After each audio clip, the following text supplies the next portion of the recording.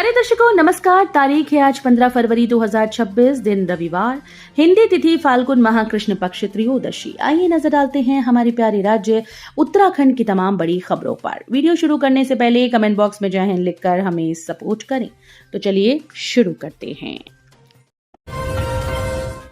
Bhajpa core committee की बैठक में पहुंचे जेपी नड्डा, सीएम धामी ने किया स्वागत, चुनाव तैयारी पर मंथन। केंद्रीय स्वास्थ्य मंत्री व पूर्व राष्ट्रीय अध्यक्ष जेपी नड्डा का जौलीग्रांट पहुंचने पर सीएम धामी ने स्वागत किया। उत्तराखंड भाजपा ने आगामी विधानसभा चुनाव की तैयारियां तेज कर दी हैं। इसके मद्देनजर जौलीग्रांट स्थित एक होटल में कोर कमेटी की बैठक बुलाई गई।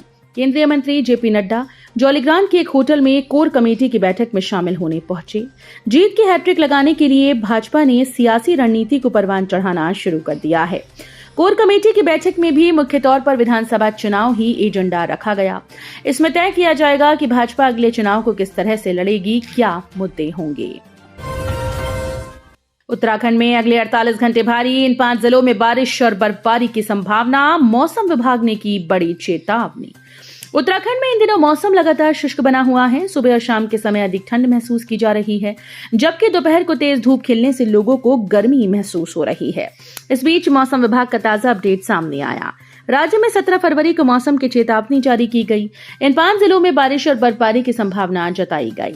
मौसम विभाग से मिली जानकारी के अनुसार उत्तरकाशी, रुद्रप्रयाग, चमोली, बागेश्वर, पिथौरागढ़ में बारिश और बर्फबारी की संभावना है। 3300 मीटर से अधिक ऊंचाई वाले इलाकों में बर्फबारी देखने को मिल सकती है। मौसम विज्ञान केंद्र के पूर्वानुमान के मुताबिक प्रदेश में कल यानी 16 फरवरी को मौसम शुष्क रहने का अनुमान है। इस दौरान बारिश और बर्फबारी देखने को नहीं मिलेगी। अग्निवीर भर्ती के लिए 1 अप्रैल तक करें ऑनलाइन आवेदन। 22 वर्ष के युवा कर सकेंगे प्रतिभाग। अल्मोड़ा जिले के रानीखेत में भारतीय सेना में अग्निवीर बनने का सपना देख रहे युवाओं के लिए सुनहरा अवसर है। सेना ने वर्ष 2026 की अग्निवीर भर्ती प्रक्रिया शुरू कर दी है। विभिन्न पदों के लिए ऑनलाइन पंजीकरण प्रारंभ हो गया है, जो 1 अप्रैल तक चलेगा। इच्छुक अभ्यर्थी आधिकारिक वेबसाइट पर जाकर आवेदन कर सकते हैं। आवेदन शुल्क 250 रुपए ऑनलाइन जमा करना अनिवार्य होगा। प्रवेश परीक्षा में सफल अभ्यर्थी ही आगे की भर्ती प्रक्रिया में शामिल हो सकेंगे। सेना भर्ती कार्यालय अल्मोड़ा के अंतर्गत उत्तराखंड के अल्मोड़ा, बागेश्वर, नैनीताल, उधम सिंह नगर जिलों के युवा इस भर्ती में भाग ले पाएंगे। खास बात यह है कि इस बार उम्मीदवारों को एक साथ 2 पदों के लिए आवेदन करने की सुविधा दी गई, जिससे प्रतिस्पर्धा और अधिक बढ़ने की संभावना है। कानून व्यवस्था पर उठाए सवाल, बढ़ते अपराध के मामलों को लेकर कांग्रेसियों का पुलिस मुख्यालय में हंगामा। प्रदेश में बड़े अपराधों के बीच कानून व्यवस्था पर सवाल उठाते हुए कांग्रेसी प्रदर्शन करते हुए पुलिस मुख्यालय पहुंचे। सुभाष रोड पर लगे बैरिकेडिंग पर चढ़कर कांग्रेस प्रदेश अध्यक्ष गणेश कुदियाल, चकराता विधायक प्रीतम सिंह, पूर्व कैबिनेट मंत्री हरक सिंह रावत व अन्य नेताओं ने कहा कि प्रदेश में लगातार अपराध की घटनाएं सामने आ रही हैं, लेकिन प्रदेश में कानून व्यवस्था ठप है। गुंजन हत्याकांड, अर्जुन हत्याकांड और अब विक्रम शर्मा की हत्या के साथ ही दून में शांति और सुकून की भी हत्या हुई है। शिक्षकों को सीधे मत के अधिकार का मामला, हाईकोर्ट ने शासन से मांगा जवाब, प्रवक्ता ने दाखिल की याचिका। शिक्षकों को सीधे मताधिकार के मामले में हाईकोर्ट ने सचिव शिक्षा और कार्मिक के साथ ही माध्यमिक शिक्षा निदेशक से जवाब मांगा है। उन्हें शपथ पत्र के साथ जवाब दाखिल करना होगा। प्रकरण में प्रवक्ता डॉक्टर अंकित जोशी ने हाईकोर्ट में याचिका दाखिल की। मामले की अगली सुनवाई 13 अप्रैल को होगी। राजकीय शिक्षक संघ के राजकीय इंटर कॉलेज बुरांस खंडा इकाई के सदस्य और प्रवक्ता डॉक्टर अंकित जोशी ने याचिका में डेलीगेट व्यवस्था को लोकतांत्रिक सिद्धांतों के विपरीत बताया है। उत्तराखंड की प्रशासनिक और भौगोलिक सीमाएं सील, गृह मंत्रालय ने जारी की अधिसूचना। 25 अप्रैल से पहला चरण। जनगणना की अधिसूचना गृह मंत्रालय से जारी होने के साथ ही प्रदेश की प्रशासनिक और भौगोलिक सीमाएं सील हो गईं। अब जनगणना होने तक किसी भी जिले, तहसील, निकाय, पंचायत, वार्ड की सीमाओं में कोई बदलाव नहीं किया जा सकता। 16 फरवरी से प्रशिक्षण शुरू हो रहा है, जबकि पहले चरण के तहत मकान गणना का काम 25 अप्रैल से शुरू होगा। अधिसूचना जारी होने के बाद अब सरकार नई नगर निगम, नगर पालिका या नगर पंचायतों का गठन नहीं कर सकती और न ही किसी गांव को नगर निकाय में शामिल कर सकती है। बीएसएफ जवान की पत्नी से 8 लाख रुपए की ठगी, बर्खास्तगी और सीबीआई जांच की दी धमकी। सितारगंज के शक्ति फार्म में बीएसएफ जवान की पत्नी से 8 लाख की साइबर ठगी का मामला सामने आया। मामले में पीड़िता ने पुलिस को साइबर ठगों के खिलाफ प्राथमिकी दर्ज कर ठगी के रुपए वापस कराने की मांग की। शक्ति फार्म के गांव पिपलिया निवासी हरविंदर कौर ने बताया कि उसके पति गुरदेव सिंह बीएसएफ में तैनात हैं। बताया कि 18 दिसंबर 2025 को उसे एक अनजान नंबर से फोन आया। व्यक्ति ने उन्हें 95,000 रुपए टैक्स भुगतान करने को कहा। घबराकर हड़बड़ी में उन्होंने 95,000 रुपए का भुगतान कर दिया। इसके बाद साइबर ठग गिरोह ने उसे लगातार अलग अलग नंबरों से कई बार फोन किया।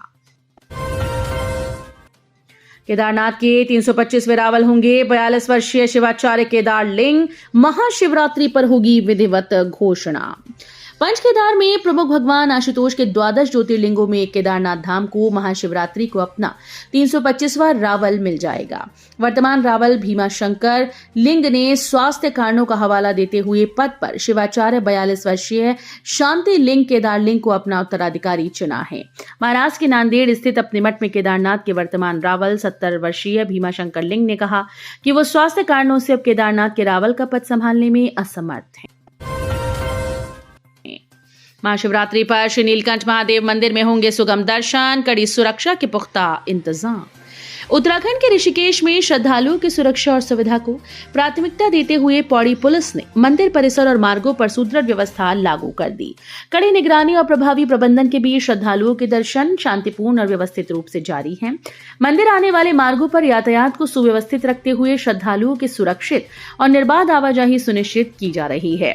भीड़ नियंत्रण के लिए पुलिसकर्मी लगातार तैनात हैं और लाउड हेलर के माध्यम से श्रद्धालुओं को आवश्यक दिशा निर्देश दिए जा रहे हैं, जिससे अनावश्यक भीड़भाड़ न हो और दर्शन प्रक्रिया क्रमबद्ध बनी रहे।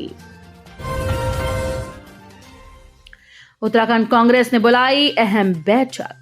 उत्तराखंड कांग्रेस ने 16 फरवरी को देहरादून में प्रस्तावित हल्ला बोल प्रदर्शन को लेकर अपनी तैयारियां तेज कर दी। रुड़की में आयोजित बैठक में पार्टी कार्यकर्ताओं ने राज्य सरकार की नीति और कानून व्यवस्था पर जमकर हमला बोला। प्रदेश महासचिव सचिन गुप्ता ने कहा कि शासन के पास वही अधिकारी हैं, लेकिन सरकार उनसे काम लेने में असमर्थ है। दारमा घाटी के 3 गांव का होगा विकास। केएमवीएन ने 22 करोड़ के प्रस्ताव बनाकर शासन को भेजे। पिथौरागढ़ के दारमा घाटी के वाइब्रेंट घोषित गांव दांतू, दुगतू और नागलिंग का सर्वांगीण विकास हेतु कुमाऊं मंडल विकास निगम ने 22 करोड़ के प्रस्ताव तैयार कर शासन को भेजे। यदि वो कवायद रंग लाई तो आने वाले समय में घाटी के गांव में पर्यटन के नए द्वार खुलेंगे। केएमवीएन के अवर अभियंता गिरीश चंद्र भट्ट ने बताया कि 3 गांव में रास्ते, पंचायत घर बनाए जाएंगे। साथ ही गांव को सोलर लाइट से जगमग किया जाएगा। गांव में स्वरोजगार को बढ़ावा देने के लिए होम स्टे का निर्माण किया जाएगा। गांव में ओपन थिएटर का निर्माण भी होगा। एसएससी एमटीएस परीक्षा में नकल कराने वाला गैंग पकड़ा। 2 गिरफ्तार। पास कराने के लिए लेते थे 10 लाख रुपए। एसटीएफ उत्तराखंड ने एसएससी एमटीएस परीक्षा में नकल कराने वाले गैंग के 2 सदस्यों को गिरफ्तार कर लिया। गिरफ्तार आरोपी नीतीश कुमार निवासी देवरिया उत्तर प्रदेश और भास्कर नैथानी निवासी देहरादून हैं। आरोपी कंप्यूटर हैकिंग और रिमोट एक्सेस के जरिए नकल करवा रहे थे। कार्रवाई में उनके पास से 4 मोबाइल फोन, 2 लैपटॉप और 1 इंटरनेट राउटर बरामद किए गए। बीएएमएस के छात्र ने की आत्महत्या। सुसाइड नोट में लिखा, मैं एक असफल इंसान हूं, जिंदगी से हार गया। ऋषिकुल आयुर्वेदिक कॉलेज के बीएएमएस द्वितीय वर्ष के छात्र ने गंगा में कूदकर आत्महत्या कर ली। छात्र यशपाल 23 वर्षीय पुत्र पुष्पेंद्र पाल निवासी शाही भवन इंदिरा नगर जिला गोरखपुर यूपी हाल मायापुर का शव पथरी पावर हाउस से बरामद हुआ। कमरे से सुसाइड नोट बरामद हुआ, जिसमें उसने खुद को असफल इंसान बताने के साथ ही जिंदगी से हार जाने का जिक्र करते हुए अपनी जान देने की बात कही। महिला कर्मचारी रहस्यमयी हालात में लापता। उत्तराखंड के हरिद्वार से सनसनीखेज मामला सामने आया, जहां एक महिला कर्मचारी रहस्यमयी हालात में लापता हो गई। बताया गया कि महिला ड्यूटी के लिए घर से निकली थी, लेकिन इसके बाद घर वापस ही नहीं लौटी। मिली जानकारी के अनुसार यह घटना सिडकुल थाना क्षेत्र से आई, जहां हेतमपुर गांव निवासी पूजा पत्नी बाबू सिंह संदिग्ध हालत में लापता हो गई। बताया गया कि महिला सिडकुल स्थित एक मेटल कंपनी में काम करती है। 8 फरवरी को काम के लिए घर से निकली थी।